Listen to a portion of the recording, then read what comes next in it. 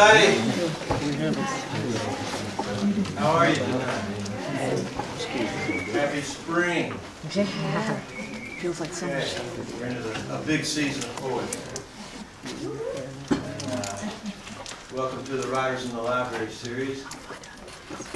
We have Keith Flynn here tonight from Asheville, which is, he's going to blow you away. I'll just tell you that right now. A world-class poet and word slinger, unbelievable mind, tremendous control of the English language.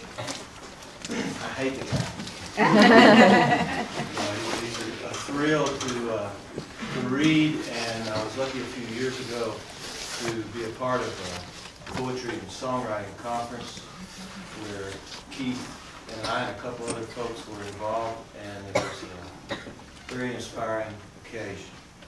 And I know you're going to be inspired to see him. Before he comes up, a couple of quick announcements. We have two more events in the Writers in the Library series in April. And they are April 16th, when the student poetry and student fiction winners will be announced, and they will read. And that's always a lot of fun. And I want you to mark that down, if you will. And on the 23rd of April, we have a real special occasion as well. John Manship White, who is a professor here, as I'm sure you know, and has many books and movies out. He's got a new book called Solo Goya. And April 23rd is the date of the book. And in Spain, with my understanding, Marilyn can perhaps clarify that a little in a moment. But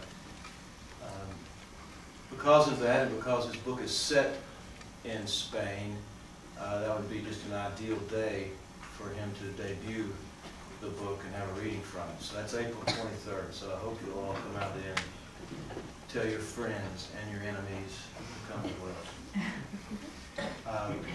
Marilyn Callett, Dr. Marilyn Callett, as you all know, who does so much here, is a longtime friend of Keith Flynn's, and she's going to give a more detailed introduction of him.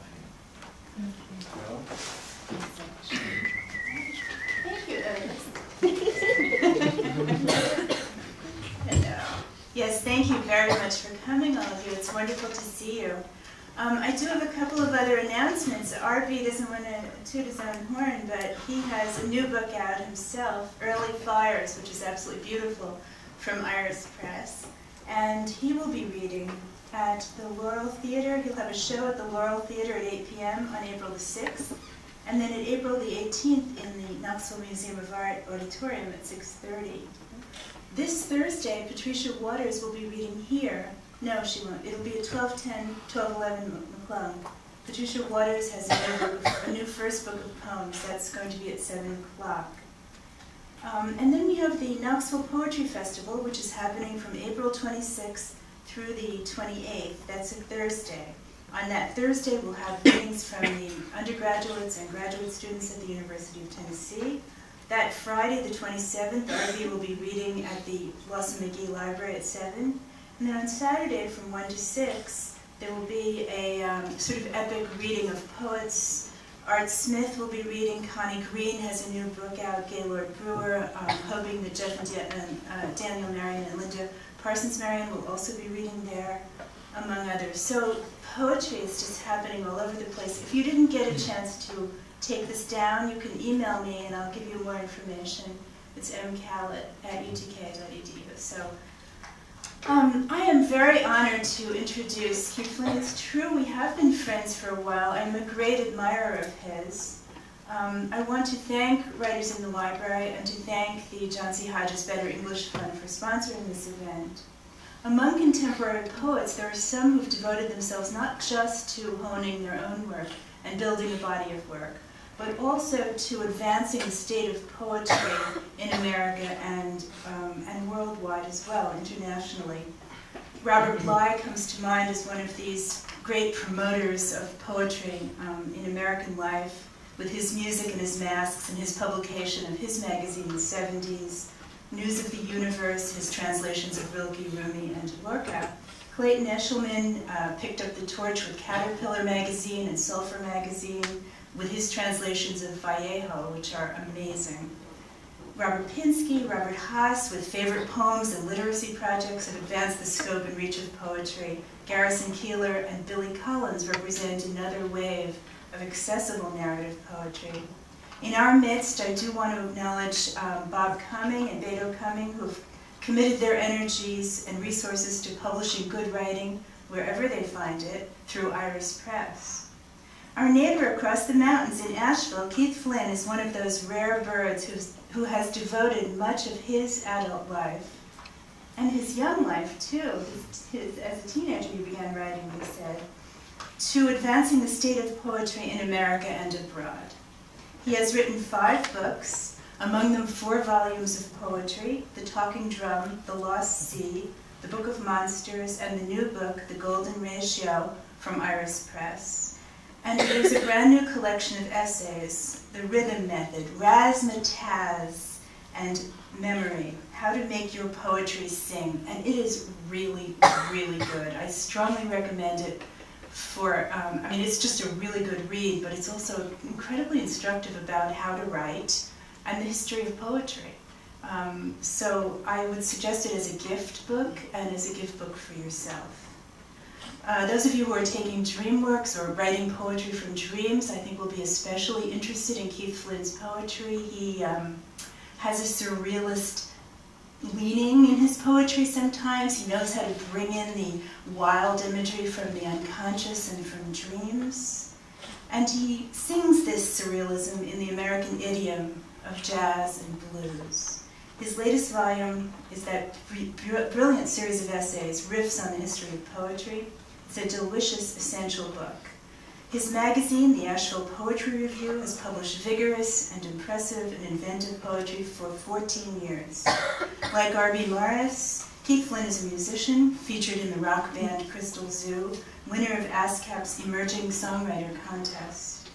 Keith Flynn's fierce generosity of spirit takes the shape of creation that invites others and includes others, catches fire.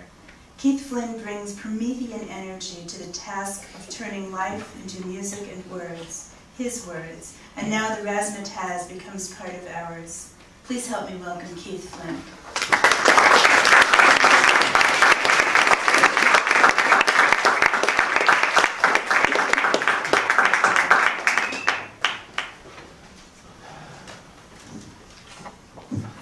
Since there's no way I could possibly follow that introduction, that's all for tonight. Thank you.